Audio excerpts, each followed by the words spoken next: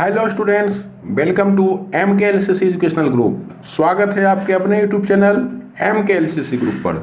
अगर आप 12th exam की तैयारी कर रहे हैं, प्रतिदिन दोपहर 12 बजे सभी सब्जेक्ट से महत्वपूर्ण ऑब्जेक्टिव प्रश्न का लाइव क्लास दिया जा रहा है। इसलिए आप लोग अभी तक इस चैनल से नहीं जुड़े हैं तो वीडियो के नीचे लाल बटन दबाकर चैनल को सब्सक्राइब कर लें और बगल में जो बेल आइकन है उसे बजा दें ताकि आप तक लाइव क्लास की नोटिफिकेशन पहुंच सके। तो आज हम लोग इंटर आर्ट्स के लिए देखेंगे, जिसमें हिस्ट्री ध्यान देंगे। आज आर्ट्स के सब्जेक्ट का क्लास है और उसमें हम लोग हिस्ट्री से देखेंगे और हिस्ट्री का पार्ट 2 आज है। ध्यान देंगे दोस्तों, हिस्ट्री का पार्ट 2 है। हिस्ट्री का पार्ट 1 हम लोग देख चुके थे। आज का क्लास में हिस्ट्री का पार्ट 2, जिसमें चैप्टर 1 से महत्वपूर्ण ऑब्जेक्टिव प्रश्न देखेंगे। चैप्टर 1 है ईंटें, मनके तथा अस्थियां, जो हड़प्पा सभ्यता से है। इससे महत्वपूर्ण ऑब्जेक्टिव प्रश्न देखेंगे। पार्ट 1 में भी इसी चैप्टर से देखे थे और पार्ट 2 में भी इसी चैप्टर से देखेंगे। हम लोग चैप्टर वाइज प्रतिदिन ऑब्जेक्टिव क्लास देखते हैं। तो चलिए क्लास को शुरू करते हैं। तो सभी लोग वीडियो को लाइक कर दें और दोस्तों में ज़्यादा से ज़्यादा शेयर कर दें ताकि ज़्यादा संख्या में इस लाइव क्लास में लोग जुड़ सकें। तो चलिए क्लास को शुरू करते हैं। तो आज का सेट का क्वेश्चन 1 और पार्ट 2 है क्वेश्चन नंबर 16। क्वेश्चन नंबर 16 कहता है हड़प्पा सभ्यता के संपूर्ण क्षेत्र का आकार किस प्रकार का था। बहुत ही बढ़िया क्वेश्चन और VVI क्वेश्चन है दोस्तों। अगर आपके पास क्वेश्चन बैंक है तो यह प्रश्न को आप जरूर देखेंगे। यह प्रश्न बार बार पूछता है इंटर बोर्ड एग्जाम में। तो जल्दी से बताएं इस प्रश्न का उत्तर कि हड़प्पा सभ्यता के संपूर्ण क्षेत्र का आकार किस प्रकार का था। और ध्यान देंगे आप लोग लाइव क्लास कर रहे हैं, इसलिए वीडियो के नीचे एक लाइव चैट का ऑप्शन मिलेगा, उस चैट से जरूर जुड़ जाएं। हमारे बताने से पहले किसी भी प्रश्न का उत्तर आपको मालूम हो तो उसमें जरूर दें। इस तरह से आपका एक ऑनलाइन टेस्ट हो जाएगा, इसलिए जरूर दें। और लास्ट में वीडियो के कमेंट में हमें बताएं कि आप लोगों को कितने प्रश्न का उत्तर सही हुआ। तो जल्दी से बताएं दोस्तों, हड़प्पा सभ्यता के संपूर्ण क्षेत्र का आकार किस प्रकार का था। चलिए सभी लोग उत्तर दें, प्रयास करें देने का उत्तर। कोई बात नहीं, गलत होगा कोई बात नहीं, प्रैक्टिस करें दोस्तों। तो बहुत बढ़िया। तो याद रखेंगे हड़प्पा सभ्यता के संपूर्ण क्षेत्र का आकार किस प्रकार के था, तो वह त्रिभुजाकार था। याद रखेंगे त्रिभुजाकार। ऑप्शन बी इस प्रश्न का सही उत्तर हो जाएगा। चलिए नेक्स्ट क्वेश्चन की ओर बढ़ते हैं। नेक्स्ट क्वेश्चन है और बहुत ही महत्वपूर्ण क्वेश्चन यह भी है, हड़प्पा किस नदी पर अवस्थित है। बहुत ही प्रचलित क्वेश्चन है, VVI क्वेश्चन है दोस्तों। इस प्रश्न का उत्तर आप जरूर देंगे। हड़प्पा किस नदी पर अवस्थित है। सभी लोग इस प्रश्न का उत्तर देंगे। क्या रावी नदी पर स्थित है, या सिंधु नदी पर, या भोगवा, या सतलज, किस नदी पर अवस्थित है हड़प्पा। सभी लोग दें इस प्रश्न का उत्तर। और जितने भी लोग देख रहे हैं वीडियो को लाइक कर दें और चैनल को सब्सक्राइब नहीं किए हैं तो वीडियो के नीचे लाल बटन दबाकर चैनल को सब्सक्राइब कर दें। तो जल्दी से इस प्रश्न का उत्तर देंगे कि हड़प्पा किस नदी पर अवस्थित है। तो दोस्तों बहुत बढ़िया, याद रखेंगे हड़प्पा किस नदी पर अवस्थित है, तो हड़प्पा रावी नदी पर स्थित है। याद रखेंगे रावी नदी, इसलिए इस प्रश्न का सही उत्तर हो जाएगा ऑप्शन ए। चलिए नेक्स्ट क्वेश्चन। नेक्स्ट क्वेश्चन कहता है दोस्तों हड़प्पा सभ्यता में अनेक नगरों का पता चला है, इनमें से कितने को नगर की संज्ञा दी गई। हड़प्पा सभ्यता में अनेक नगरों का पता चला, ढेर सारे नगरों का पता चला, लेकिन इनमें से कितने को नगर की संज्ञा दी गई। जल्दी से इस प्रश्न का उत्तर देंगे। मालूम तो बहुत सारे नगर का पता चला, मगर कितने संख्या में नगर की संज्ञा दी गई, नगर की उसे दी गई कितने संख्या में। जल्दी से बताएं इस प्रश्न का उत्तर कि हड़प्पा सभ्यता में अनेक नगरों का पता चला है और इनमें से कितने को नगर की संज्ञा दी गई। तो दोस्तों याद रखेंगे 6, मात्र 6 को नगर की संज्ञा दी गई, इसलिए इस प्रश्न का सही उत्तर हो जाएगा ऑप्शन बी। चलिए नेक्स्ट क्वेश्चन की ओर चलते हैं। Next question. और दोस्तों अगर यह क्लास आपको अच्छा लग रहा है तो वीडियो को लाइक करना ना भूलें और चैनल को सब्सक्राइब नहीं किए हैं तो लाल बटन दबाकर चैनल को जरूर सब्सक्राइब कर दें। तो नेक्स्ट क्वेश्चन कहता है चित्राक्षर लिपि किस काल की है। चित्राक्षर अर्थात चित्र के माध्यम से। दोस्तों जल्दी से बताएं इस प्रश्न का उत्तर कि चित्राक्षर लिपि किस काल की है। आज हम लोग इंटर बोर्ड एग्जाम आर्ट्स के लिए देख रहे हैं। हम लोग आर्ट्स के हिस्ट्री सब्जेक्ट से महत्वपूर्ण ऑब्जेक्टिव प्रश्न देख रहे हैं। हम लोग प्रतिदिन दोपहर 12 बजे लाइव क्लास 12th एग्जाम के लिए देखते हैं। प्रतिदिन प्रत्येक सब्जेक्ट से देखते हैं, इसलिए लाइव क्लास से जरूर जुड़े दोपहर 12 बजे। आज का क्लास आर्ट्स के लिए है, इसी तरह से साइंस का भी चलता है। सभी विषय से, आर्ट्स के एवं साइंस के सभी विषय से डेली दोपहर 12 बजे। तो जल्दी से बताएं इस प्रश्न का उत्तर, चित्राक्षर लिपि किस काल की है? तो बहुत बढ़िया, कुछ लोग उत्तर देना शुरू कर दिए हैं। तो याद रखेंगे चित्राक्षर लिपि किस काल की है? तो चित्राक्षर लिपि सैंधव काल की है। किस काल की? सैंधव काल की। इसलिए इस प्रश्न का सही उत्तर है ऑप्शन ए। चलिए नेक्स्ट क्वेश्चन कहता है हड़प्पा सभ्यता की जुड़वा राजधानी थी। हड़प्पा सभ्यता की जुड़वा राजधानी कहाँ थी? जल्दी से इस प्रश्न का उत्तर देंगे कि हड़प्पा सभ्यता की जुड़वा राजधानी थी। क्या चांदहुदरो लोथल थी, या हिसार वनवाली, या हड़प्पा मोहनजोदड़ो, या हड़प्पा कालीबंगा? जल्दी से इस प्रश्न का उत्तर देंगे कि हड़प्पा सभ्यता की जुड़वा राजधानी थी। चलिए बहुत बढ़िया, याद रखेंगे हड़प्पा सभ्यता की जुड़वा राजधानी हड़प्पा मोहनजोदड़ो थी। याद रखेंगे हड़प्पा मोहनजोदड़ो, इसलिए इस प्रश्न का सही उत्तर हो जाएगा ऑप्शन सी। चलिए नेक्स्ट क्वेश्चन की ओर बढ़ते हैं। नेक्स्ट क्वेश्चन कहता है मोहनजोदड़ो की सबसे बड़ी इमारत निम्न में से कौन सी है? मोहनजोदड़ो की सबसे बड़ी इमारत निम्न में से कौन सी है? क्या स्नानागार सबसे बड़ी इमारत थी, या अन्नागार, या ईंटों से बने सभा भवन, या इनमें से कोई नहीं? स्नानागार मतलब स्नान करने वाला, अन्नगार मतलब अन्न अनाज रखने वाला, ईंटों से बने सभा भवन सभा लगाने वाला। कौन सा भवन, कौन सी इमारत सबसे बड़ी थी मोहनजोदड़ो की? तो याद रखेंगे दोस्तों मोहनजोदड़ो की सबसे बड़ी इमारत कौन थी? तो सबसे बड़ी इमारत अन्नागार थी। याद रखेंगे अन्नगार, इसलिए इस प्रश्न का सही उत्तर होगा ऑप्शन बी। अन्न रखने वाला जो बनाया गया था वह सबसे बड़ी इमारत थी, इसलिए इस प्रश्न का सही उत्तर होगा ऑप्शन बी। चलिए नेक्स्ट क्वेश्चन कहता है प्राक सैंधव संस्कृति की सबसे महत्वपूर्ण उपलब्धि एक जोते हुए खेत, यहाँ जूते हुए लिखा है दोस्तों, थोड़ा सा मिस्टेक है, एक जोते हुए खेत का साक्ष्य है। यह कहां से प्राप्त हुई? कहता है प्राक सैंधव संस्कृति की सबसे महत्वपूर्ण उपलब्धि एक जोते हुए खेत का साक्ष्य है। यह कहां से प्राप्त हुई? जल्दी से इस प्रश्न का उत्तर देंगे कि जो प्राक सैंधव संस्कृति की सबसे बड़ी उपलब्धि एक जोते हुए खेत का साक्ष्य था, वह कहां से प्राप्त हुई थी? क्या चांदहुदरो से, या हड़प्पा से, या लोथल, या कालीबंगा? जल्दी से इस प्रश्न का उत्तर देंगे सभी लोग, जितने भी लोग दे रहे हैं। गलत होने से मत डरें, प्रयास करें।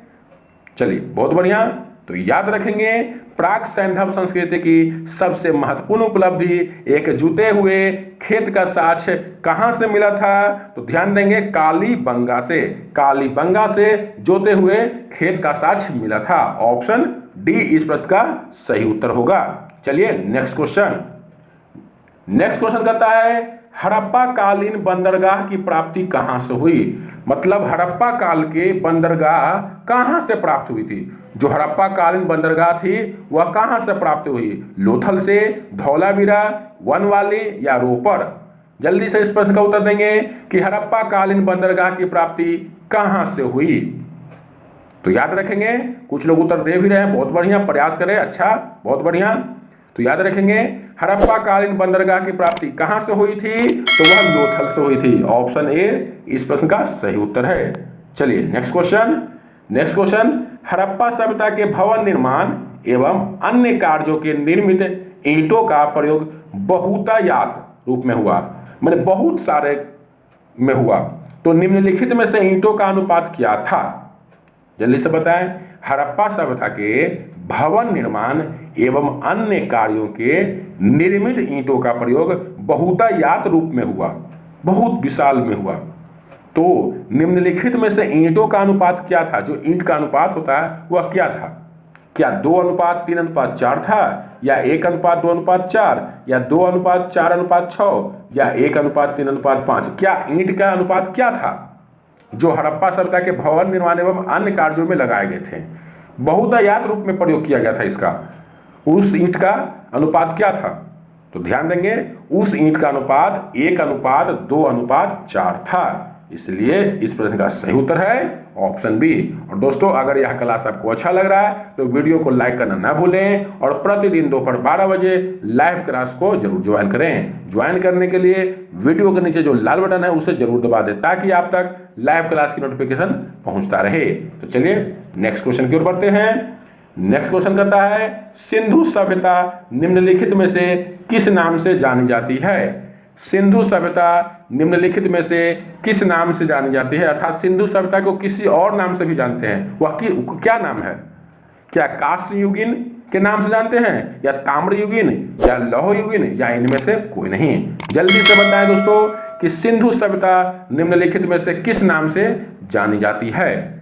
तो याद रखेंगे सिंधु सभ्यता कांस्य युगीन नाम से भी जानी जाती है। ऑप्शन ए इस प्रश्न का सही उत्तर होगा। चलिए नेक्स्ट क्वेश्चन की ओर चलते हैं। नेक्स्ट क्वेश्चन का था दोस्तों सैंधव निवासियों का प्रिय पशु निम्न में से कौन था? बहुत ही बढ़िया क्वेश्चन और VVI क्वेश्चन है जो बार बार बोर्ड एग्जाम में पूछते हैं दोस्तों।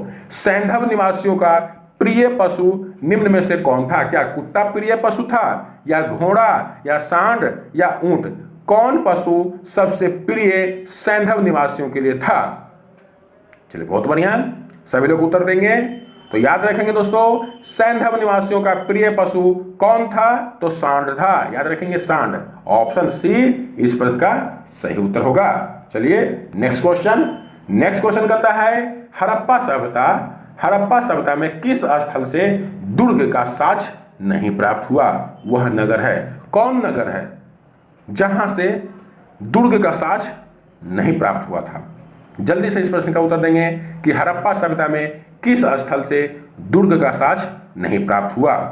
क्या कालीबंगा से, रोपर से, या कोटडीजी से, या चांदहुदरो से? जल्दी से इस प्रश्न का उत्तर देंगे। चलिए बहुत बढ़िया। तो याद रखेंगे दोस्तों हड़प्पा सभ्यता में किस स्थल से दुर्ग का साक्ष्य प्राप्त नहीं हुआ था? तो वह चांदहुदरो था। याद रखेंगे चांदहुदरो से दुर्ग का साक्ष्य नहीं प्राप्त हुआ था। ऑप्शन डी इस प्रश्न का सही उत्तर हो जाएगा। चलिए नेक्स्ट क्वेश्चन। इसी तरह से प्रतिदिन दोपहर 12 बजे आप लोगों के लिए लाइव क्लास लेकर आते हैं, इसलिए लाइव क्लास को जरूर ज्वाइन करें और वीडियो को लाइक करें। कहता है नृ वैज्ञानिकों के मतानुसार हड़प्पा सभ्यता के निर्माता थे। नृ वैज्ञानिकों के मतानुसार हड़प्पा सभ्यता के निर्माता थे, कौन थे? नृ वैज्ञानिकों के मतानुसार। जल्दी से इस प्रश्न का उत्तर देंगे। बहुत ही बढ़िया क्वेश्चन है कि नृ वैज्ञानिकों के मतानुसार हड़प्पा सभ्यता के निर्माता कौन थे? तो याद रखेंगे नृ वैज्ञानिकों के मतानुसार हड़प्पा सभ्यता के निर्माता प्रोटो अस्ट्रोलाइड थे। याद रखेंगे नृ वैज्ञानिकों के मतानुसार हड़प्पा सभ्यता के निर्माता प्रोटो अस्ट्रोलाइड थे।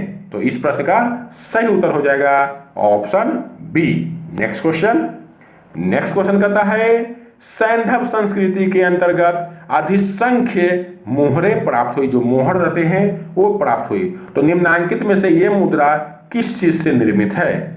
जल्दी से बताएं दोस्तों कि सैंधव संस्कृति के अंतर्गत अधिसंख्य मोहरें प्राप्त हुई। निम्नांकित में से यह मुद्रा किस चीज से निर्मित है? जल्दी से बताएं।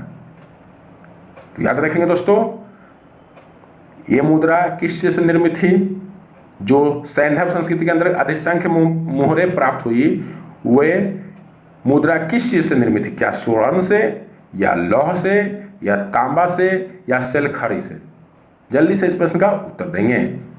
तो याद रखेंगे सैंधव संस्कृति के अंतर्गत अधिसंख्य मोहरें प्राप्त हुई। ये मुद्रा जो थे कौन से निर्मित थे? सेलखड़ी से। ऑप्शन डी इस प्रश्न का सही उत्तर होगा। चलिए नेक्स्ट क्वेश्चन और आज का लास्ट क्वेश्चन है। हम लोग इस चैप्टर से एक पार्ट और लाएंगे। चैप्टर वाइज भरपूर ऑब्जेक्टिव का प्रैक्टिस करेंगे, तो एक चैप्टर से आपको एक भी क्वेश्चन नहीं छूटेगा। तो कहता है सैंधव स्थलों के उत्खनन के दौरान मोहनजोदड़ो से प्राप्त एक मुद्रा पर पुरुष की आकृति जो त्रिमुखी है की पहचान सर जॉन मार्शल ने निम्नलिखित में से किसकी की है? कहता है सैंधव स्थलों के उत्खनन के दौरान मोहनजोदड़ो से प्राप्त एक मुद्रा पर पुरुष की आकृति की जो त्रिमुखी है उसकी पहचान सर जॉन मार्शल ने निम्नलिखित में से किससे की है? क्या विष्णु से की है, या इंद्र से, या शिव पशुपति, या ब्रह्मा से? सही उत्तर देंगे सभी लोग कि किसकी पहचान की है। तो याद रखेंगे दोस्तों, सैंधव स्थलों के उत्खनन के दौरान मोहनजोदड़ो से प्राप्त एक मुद्रा पर पुरुष की आकृति जो त्रिमुखी थी उसकी पहचान सर जॉन मार्शल ने शिव पशुपति से की है। याद रखेंगे, शिव पशुपति से। इसलिए इस प्रश्न का सही उत्तर है ऑप्शन सी। तो आज हम लोग कुल 15 प्रश्न देखें जो पार्ट 2 था इंटर आर्ट्स एग्जाम के लिए हिस्ट्री से। तो इसी तरह से हम लोग प्रतिदिन दोपहर 12 बजे इंटर एग्जाम के लिए महत्वपूर्ण ऑब्जेक्टिव प्रश्न चैप्टर वाइज लाइव क्लास के रूप में देखते हैं। इसलिए अभी तक हमारे चैनल को सब्सक्राइब नहीं किए हैं तो वीडियो के नीचे लाल बटन दबाकर चैनल को जरूर सब्सक्राइब करें और हमें कमेंट में जरूर बताएं कि आप लोगों को कितने प्रश्न का उत्तर सही हुआ। तो चलिए आज के लिए इतना ही, फिर मिलेंगे अगले दिन नेक्स्ट क्लास में। तब तक के लिए धन्यवाद।